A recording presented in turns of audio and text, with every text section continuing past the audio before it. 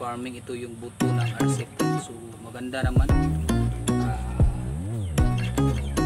Yan, mahaba yung kanya, ano bang kagandahan ito,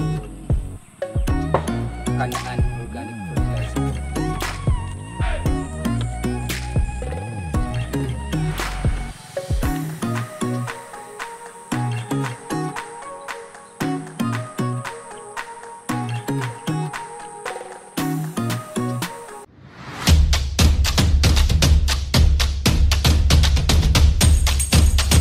Magandang araw mga ka-farming. So ayun, dito na yung ka-agri. So for today's vlog mga ka-farming, so magsimula na naman tayo sa ating palayan. So ito palang binhi natin mga ka-farming. So ayan, galing sa Tila Seed Center. So ang variety pala nito is ito RC10 mga ka-farming. So ano kaya ang mga performance itong palay na to, ano kayang tindig nito, madami pang manaha ito or tillers. So pwede kayong mag-comment dyan sa nakatanim nito RC10. So ngayon mga farming is magbabad na tayo ng ating binhi. So babad natin to ng 1 day 24 hours. So pakita ko sa inyo yung buto ng RC10. So ito, so yan mga farming, ito yung buto ng RC10. So maganda naman, yan, mahaba yung kanyang butil mga farming. So una natin gagawin mga farming is babad muna natin sa tubig para matanggal yung tahop sa amin, tahop, walang kumbaga walang laman na buto. So ito mga farming sa Tila Seed Center, so 20 kilos to, good for 1 hectare. So ito inbred to mga farming RC10. So una natin gagawin is babad muna natin para matanggal yung walang laman na binhi ng palay.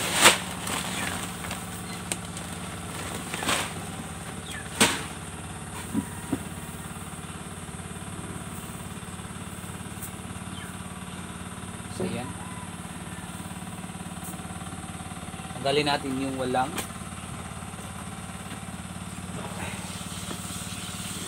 laman. Tapos doon lang natin ibabad sa may kanal para running water mga farming. So hindi na lang natin to palutawin na yung linagyan ng asin at itlog, dahil binili naman natin to na binhi ng palay. So ngayon mga farming medyo maingal dahil merong naglaland prep sa kanilang palayan. So ayun, narinig nyo yung tinig ng landmaster. So itong 20 kilos isatiin natin sa dalawang sako mga farming para medyo makahinga yung buto ng palay. Daming walang laman mga farming. Tanggalin lang natin mga farming.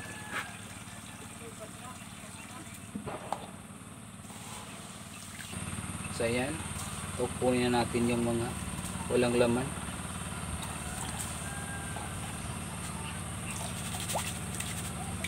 So ayan mga ka-farming, ito ay lahat walang laman. So ayan, tapon natin. Gustong manood kayo mga ka-farming, yung sinasabi ko na gumamit tayo ng asin ng itlog. So meron na tayong na-upload sa ating YouTube channel at Facebook page. Din ninyo tingnan doon, na-upload na natin. So ito hindi na lang mga ka-farming dahil tinatapulan na tayo. So yun, kunin natin yung mga hindi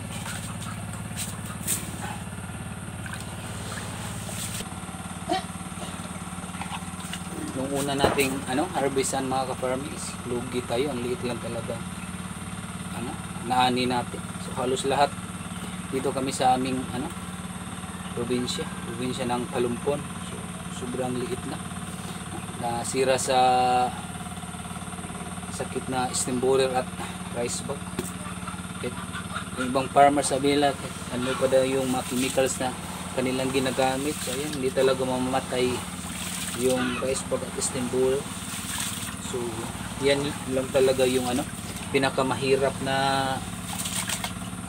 peste sa palayan, lalo na yung stem borer. Mahirap talaga siyang kontrolin mga ka-farming, kahit kapag makaitlog na siya sa dahon mga ka-farming. So ayun, pupunta sa puno, so ayun, mamatay talaga yung bunga. So ito na mga ka-farming, natapos na natin yung mga 10 kilos na so ayan yung binhi. So wala na tong ipasi mga ka-farming. So isali na natin to sa sako. So ito pa ng 10 kilos na lang natin ba.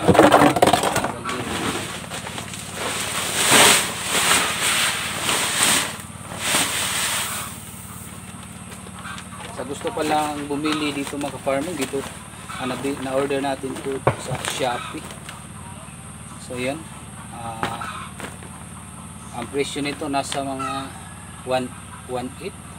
So kumastos tayo ng 2,000 plus dala sa shipping mga ka-farming.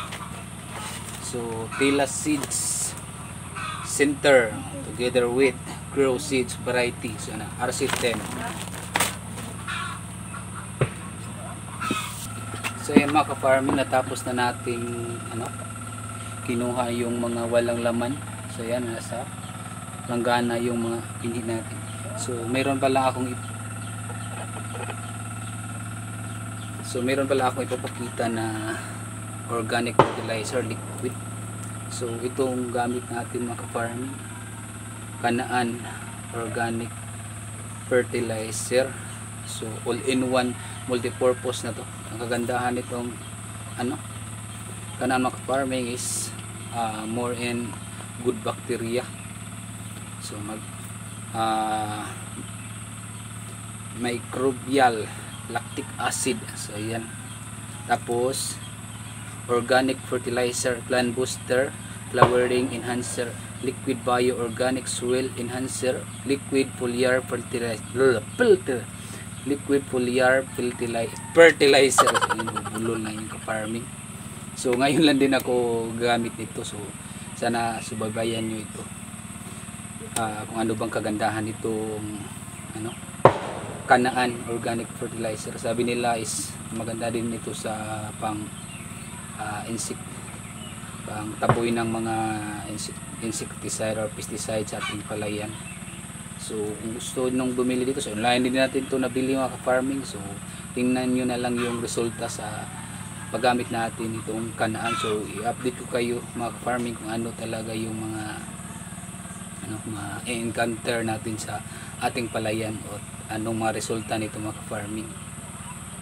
So panoorin nyo yung mga vlog natin para makita nyo kung gaano ito kaganda or ano bang resulta nito. Dahil sa ating palayan is hindi na tayo gumagamit ng mga synthetic fertilizer o pesticide mga ka-farming. So ayun, magbabad na tayo sa ating isilid muna natin sa sako yung ating mga binhi. Tapos ibabad natin sa may kanal para running water, hindi na tayo magpapalit-palit. Dahil kapag sa drum lang, so every 6 hours so magpalit tayo ng panibagong tubig. Mas maganda yun sa doon sa kanal or sa kung meron tayong masapaan po tawag, ilog. So ayan, kung merong ilog sa inyo, tapos kagandahan doon is hindi ka na magpalit ng tubig. So pupuntahan mo na lang kapag 24 hours, so isang araw na. So isilid muna natin to sa sako. So yung 20 kilos natin is ilagay natin sa dalawang sako mga farming.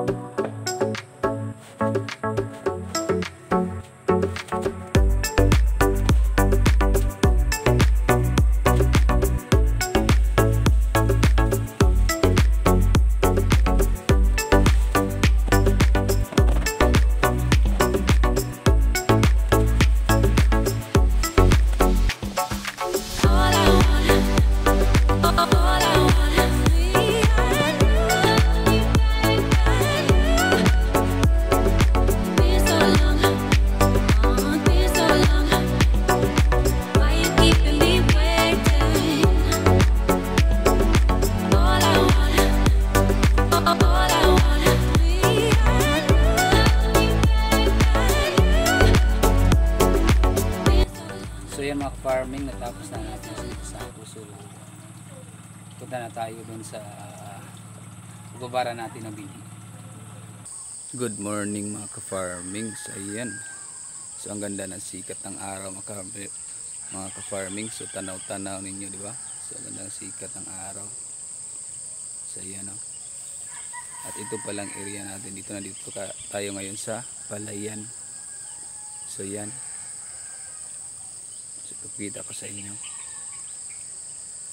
At pupunta muna tayo sa ating kalabaw mga ka-farming. At ipapakita ko din sa inyo yung binhi natin.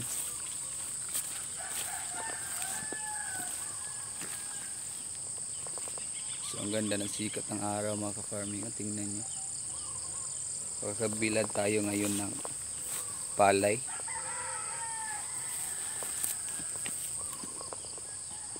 So yan,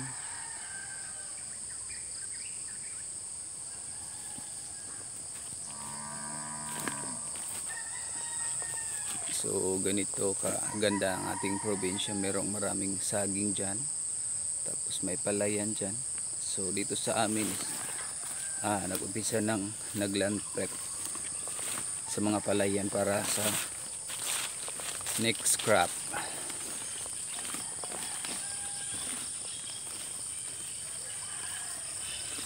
So dito na area mga ka-farming is tatamnan natin ito ng talong. So hindi pa natin ito na araro kapag kung hindi na tayo masyadong busy. So ararohin natin ito mga ka-farming para tamnan natin ng talong.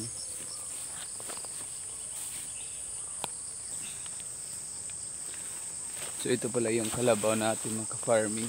So yan, lalaki siya mga ka-farming. Yan, mahaba na yung sungay niya. So tawag sa amin dito is manugway. Ano pa Tagalog sa nugway? So ibalhin natin mga ka-farming para makakain siya ng madamo. So hindi pa naman siya masyadong, baga sa Bisaya, isog. So yan, baka kapag lalaki na ito, yung tinatawag na turo sa amin, baka ibenta na natin ito, baka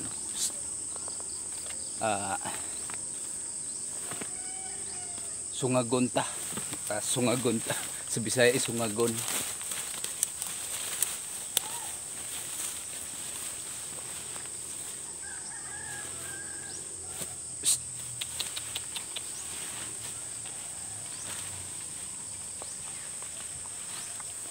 So ayan, punta na tayo dun punta na natin yung binhi natin. So ito na pala yung binhi ng ating RC10 mga ka-farming. Ang ganda ng siul ng kanyang ugat, oh. Ayan, mamayang hapon natin na itong isabog sa ating punlaan. So gagawa muna tayo ng punlaan ng binhi mga ka-farming. So yan, dapat mga ka-farming kapag sa kanal kayo magkuhan or sa ilog, so dapat alamin ninyo kung walang nag-spray sa ibabaw ng herbicide. Baka meron nag-spray sa kilang palayan ng herbicide. So ayun, matamaan yung ating binhi ng palay, or masabay sa tubig yung herbicide kanilang ina-spray. So doon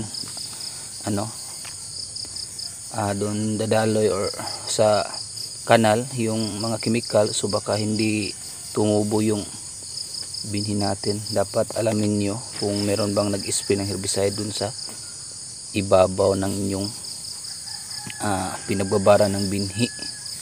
So hindi pala natin napakita sa inyo yung kanal ng palayan. Ano ba yung Tagalog ng kanal? Dahil umulan, so hindi na natin na video kung saan natin to binabad. At so maganda ang tubo ng ating binhi. Sana maganda din ang pagpanaha nito at yung bunga. Sana hindi tayo atakihin ngayon ng mga insekto. So ito lang talaga yung pinakamahirap. Kagastos ka ng malaki, tapos kapag mamunga na, yung ang mapakinabang yung mga insekto or yung mga daga na sumisira sa ating mga tanim. So ito talaga yung pinakamahirap sa farming, yung gagastos ka ng malaki, tapos kapag nakita mo na yung palay mo na namunga na, atakihin na ng mga insekto. So punta muna tayo doon sa ating palayan at gagawa tayo ng pulaan ng ating binhi.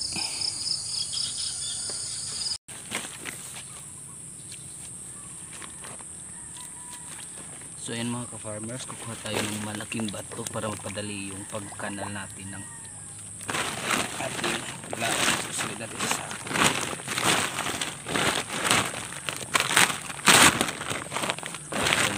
talian natin yung PC mga ka-farming.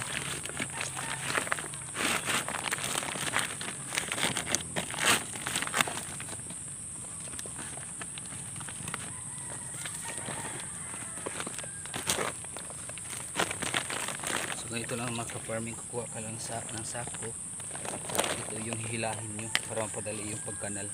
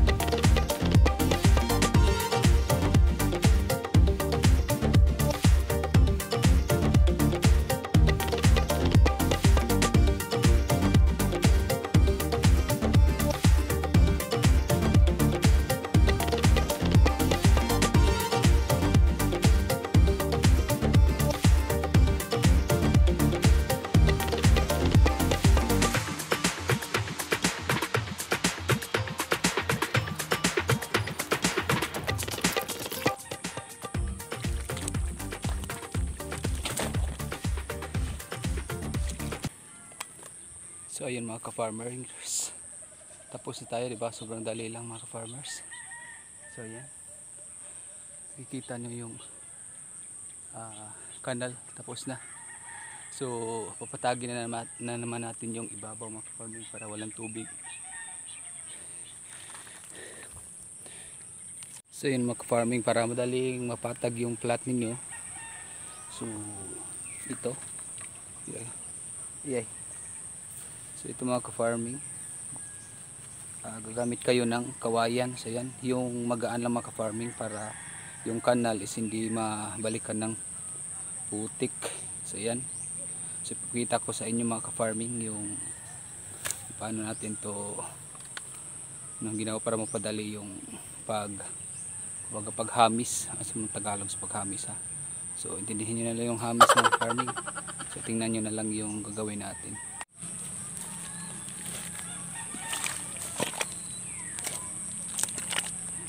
Ito yung kawayan mga ka-farming, tapos nilian natin sa gilid. Dapat magaan mga ka-farming.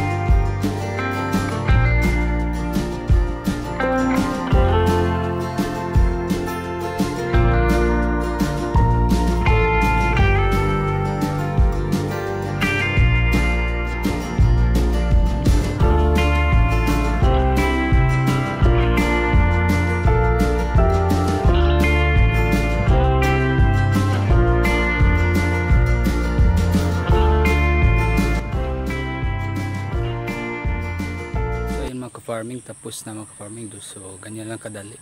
So kita-kits mamaya sa pagsabog natin ng binhi maka-farming. So ayun mga ka-farming, maghalo na tayo ng organic matter para ilagay natin sa ating punlaan ng palay. So yan, ito ay vermicast at CRH.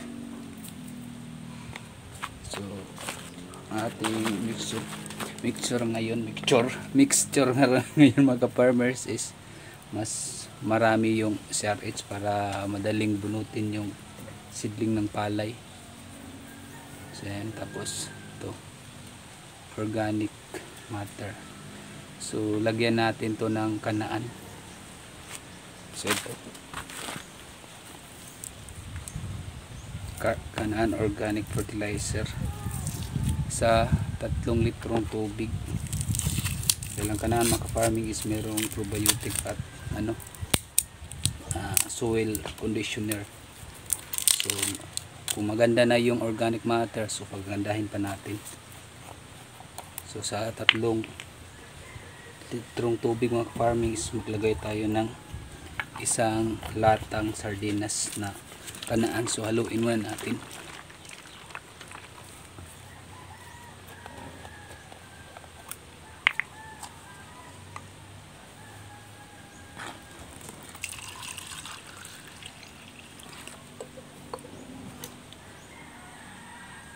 So ayan,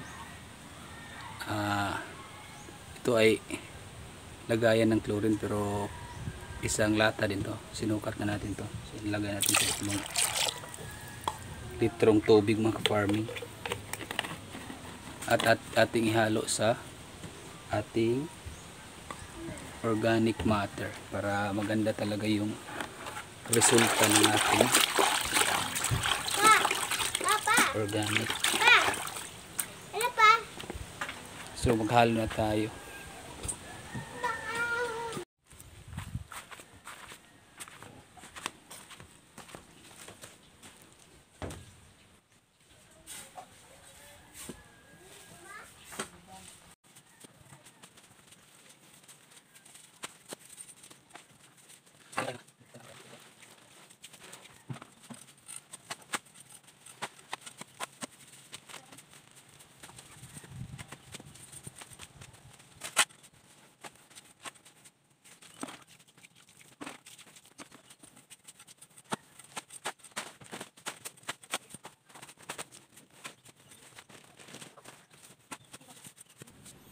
So ito na ang resulta mga ka-farming. So sa tingin niyo is maraming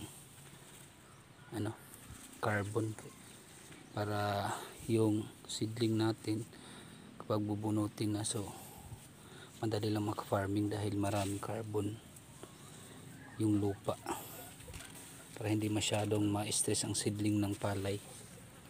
So ayan, halo natin yung organic dito, organic vermi. So atin itong sasabog na maya sa ating punlaan ng palay.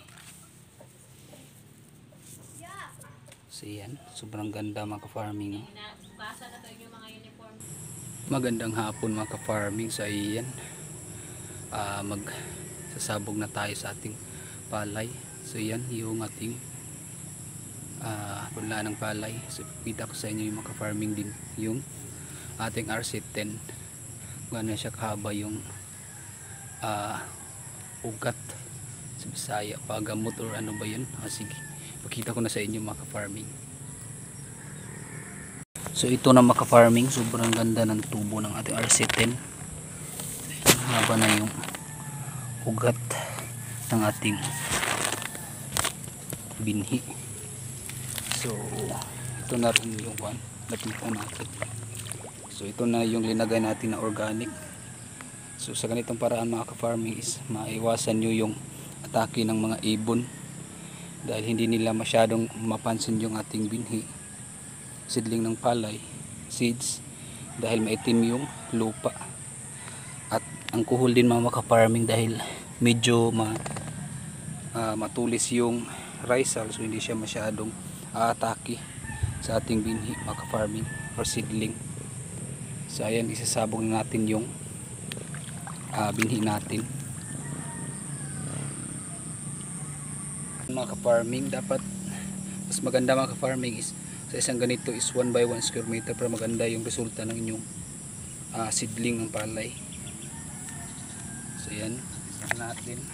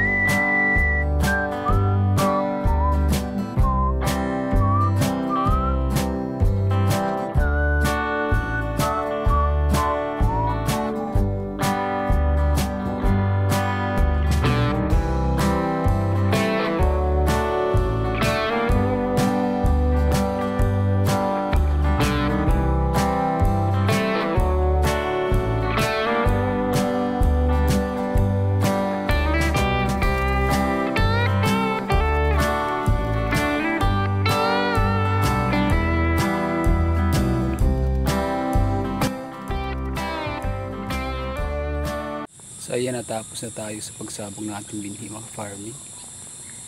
So medyo hapon na talaga. So yan. So hanggang dito na lang ating vlog.